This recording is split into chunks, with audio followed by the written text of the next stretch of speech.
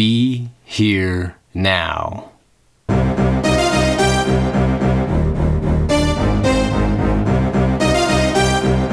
Welcome, welcome, welcome to the invisible world of Jeremy Jones, where all things are possible when you believe. So hang on, here we go. Let's do this.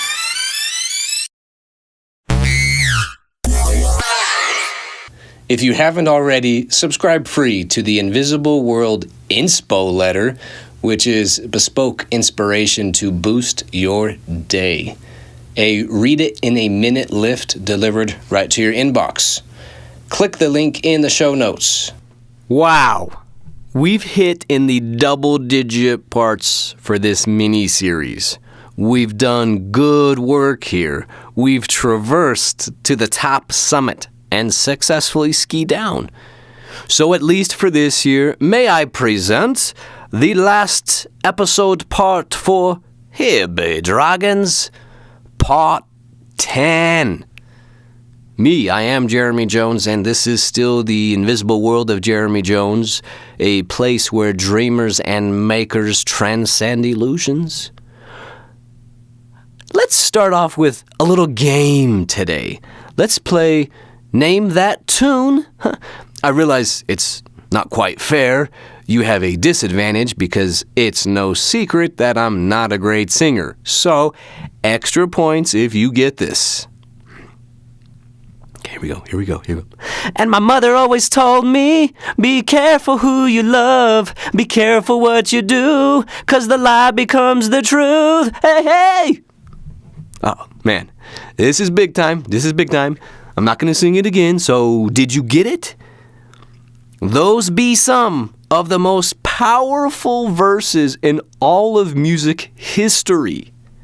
That song is Billie Jean by Michael Jackson, right?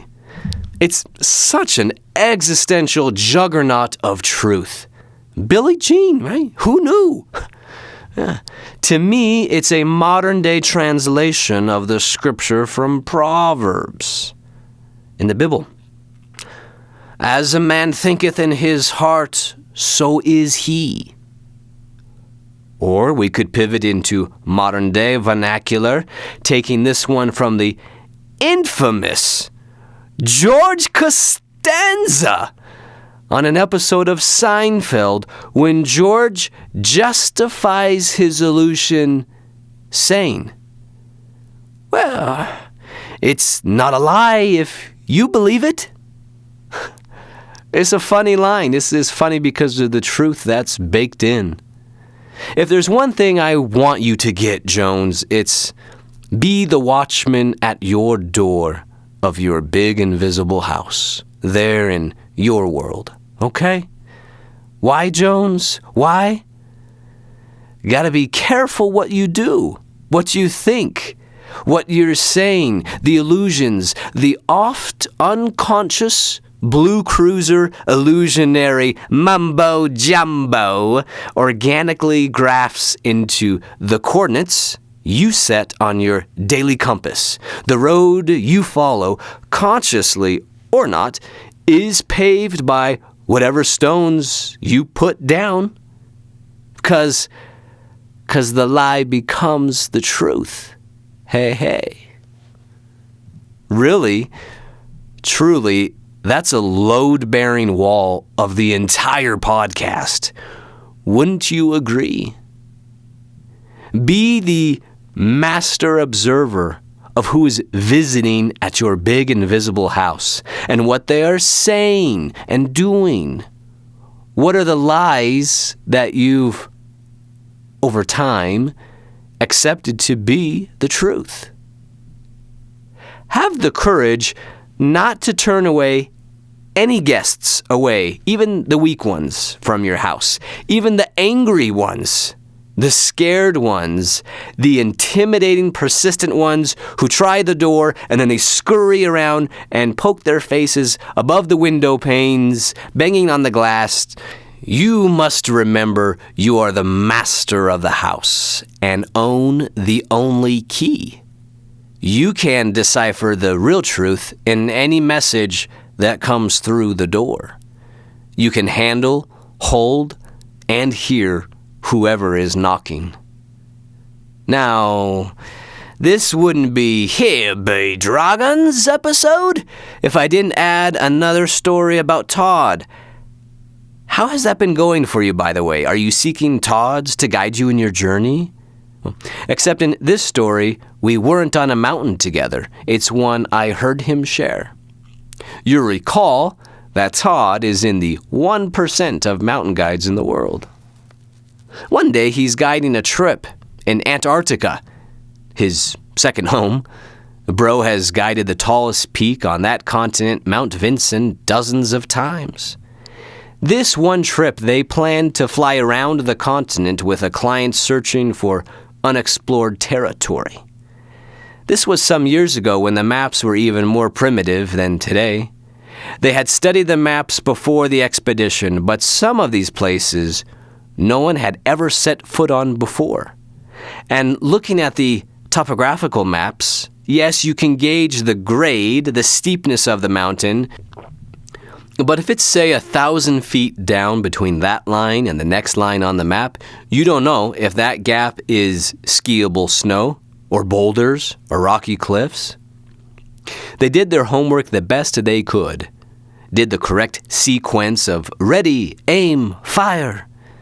Then the day came. They circled their 3 best unknown destinations on the map. Todd linked up with his client, stuffed their packs, scooped up their hope, and they took off, flying to the first target destination. So exciting. Could you imagine the rush? But to their disappointment, indeed, Destination 1 was too cliffy, not suitable, so they crossed that one off the map, checked the fuel gauge, and flew to the next unexplored area of Antarctica, their second destination. When they arrived, they had to make the choice. Do they try that spot, which turned out to be mediocre, or do they go on to Destination 3? It's a dice roll. And pray that the last one is better than the first or second spots, because Todd, he stopped narrating the story, and the audience leaned in. He had some added expert industry perspective. You have to remember, he said to the eager audience, it's actually a big deal flying to these destinations. Remember, when you go to Antarctica, what you have is what you have. What you packed, well, there's no grocery stores, there's no gas stations. You can't just pull in somewhere for a quick fill-up. Everyone laughed. He went on. These trips cost tens of thousands of dollars, hundreds of thousands, and the planes only carry so much outrageously priced fuel. The tank only holds so much, so you can't just say, bummer, the third location didn't work out and fly back to the first. Because you have to ration enough to make it back to South America where you can gas up and resupply. And of that logistical pattern, it costs more fuel, more supplies, more money, more planning, more time. So what did they do? They took the gamble and they headed for the third spot, knowing and committing to whatever they found they would accept. It was like one of those scenes from the Interstellar movie when they were looking up for alternative planets. Love that movie, by the way. Anyway. Okay, so they land on the third spot and pull off their gear, their packs, throw on their skis on their backs, and they're off, carefully hiking around these massive glaciers. Todd got back to narrating the adventure. He continued on, and you'll have to hear Todd tell it someday because I don't remember exactly how the story ends, and what adventures they ran into that particular trip. I remember it wasn't ideal. There were surprises and challenges and some successes. Oh, wait, that sounds just like life. In fact, I don't remember much of the rest of the story because when he told it, I got so stuck at the story within the story. at the backstory that for me transcended into the primary narrative, at the compelling credo. You have to remember, he said, what you have is what you have. It made me wonder, man, do I appreciate what I actually have? And if we take another stare up, what if, are you willing to consider that what you have is what you need? All that you need. What about you? Two-Way Podcast. I'd love to hear your take on this. Click the link and join online in the invisible world. I'm keen to know your perspective here. What's happening in your invisible world? See, me, I spend my life wishing and planning, visualizing, strategizing, and meditating, all for things that I don't have. Working so persistently, focused, and hopeful, locked in law of attraction loops for what I don't have, right? Could you imagine, Jones, if you don't change this?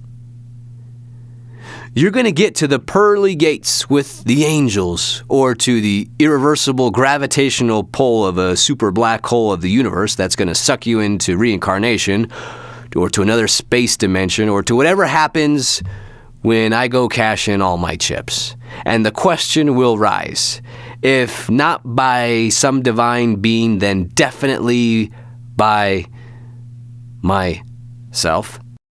So, Jones, how did you spend your time on that little adventure you had on Earth, huh?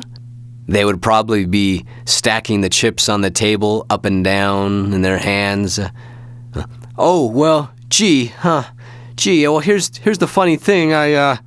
I'm gazing down, rubbing the back of my neck. I spent it always wishing that I had more hair on my head and a bigger forever house with a lazy river pool circumnavigating an island tennis court, or someone different or hotter, an incredible lover, leading some viral podcast community, some recognition, some real estate empire, some different career path, or getting some raise, or some Bitcoin Nvidia ivory tower, or some different, less toxic family that I should have been born to, or some better neighborhood where people didn't steal your packages and people actually plant grass in their front yards, and some better, stronger, sexier body, some charity that I should have started, some degree that I should have got. I should have got that advanced degree, maybe law degree, I don't know, maybe.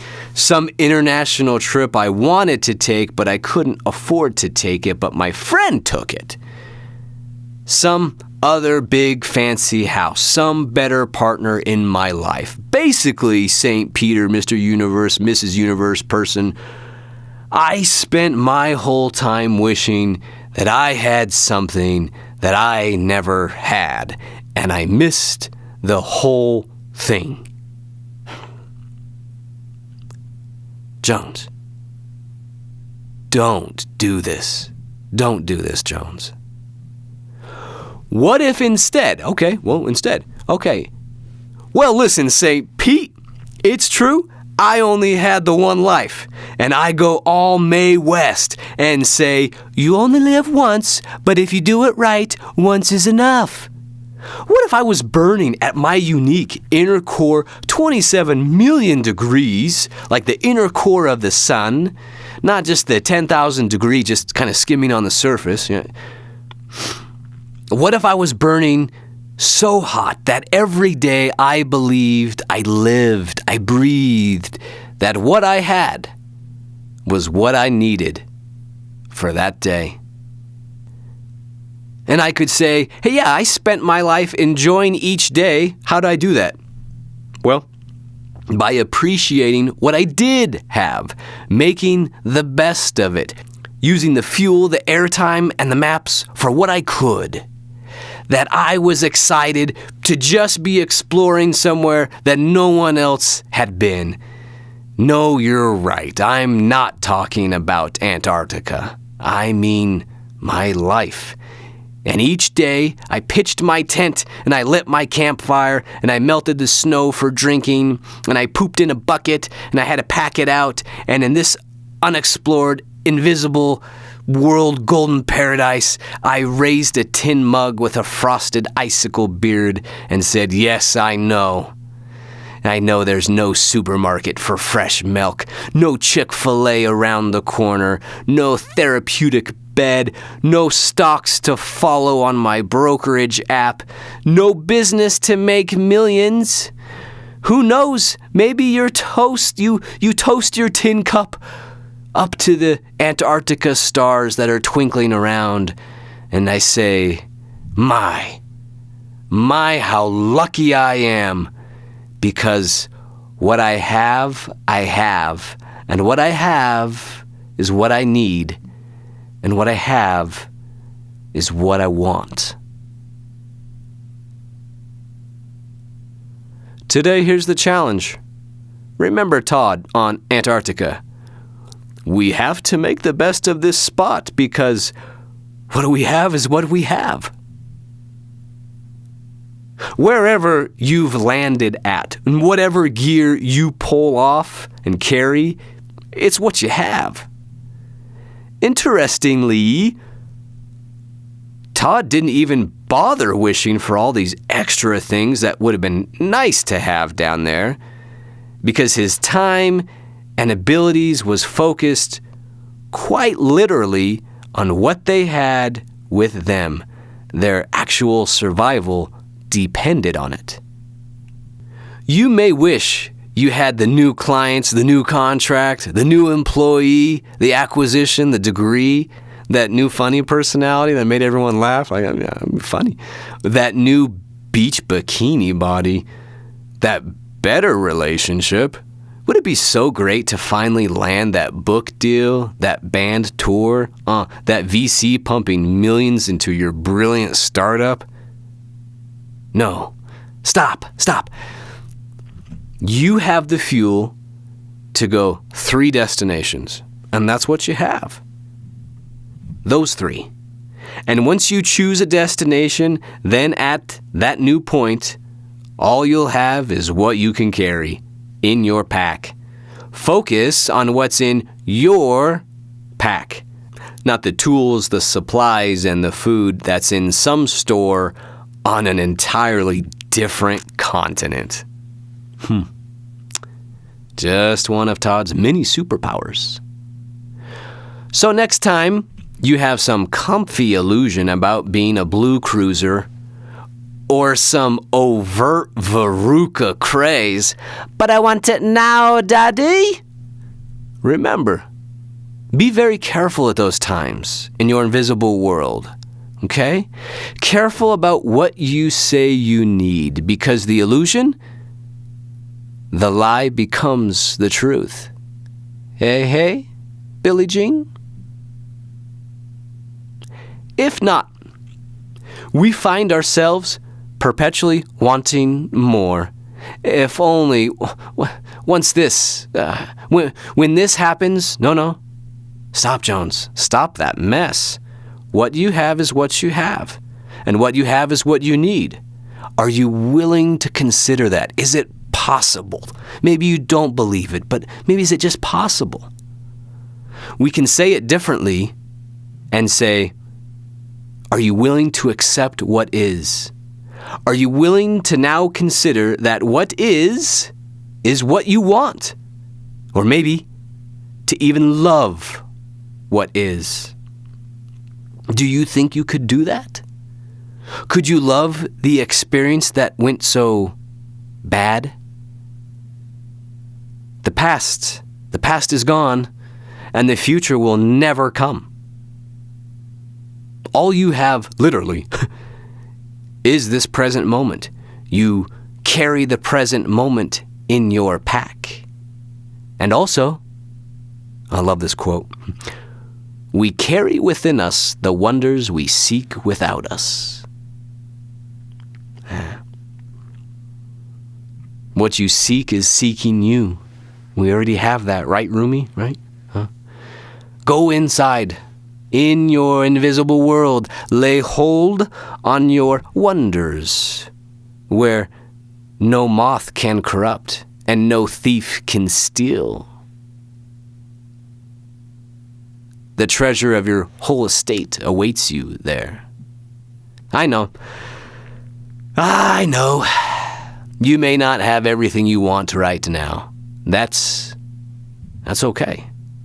As we finish this mini-series, yes, this is the end. Remember today, as you drop into your double black diamond, here be Dragon's challenge. Lean forward. Put your weight forward. Face it to make it. And just make one good turn. Remember, halves gain halves.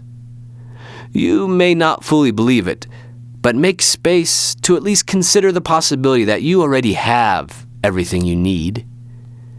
Make the best of your third spot destination today. It's okay. That was all the fuel you had, but it's enough. You're enough. And I believe and am reminding you that the world needs who you were meant to be. So be it. If you haven't already, subscribe free to the Invisible World Inspo Letter, which is bespoke inspiration to boost your day. A read it in a minute lift delivered right to your inbox. Click the link in the show notes.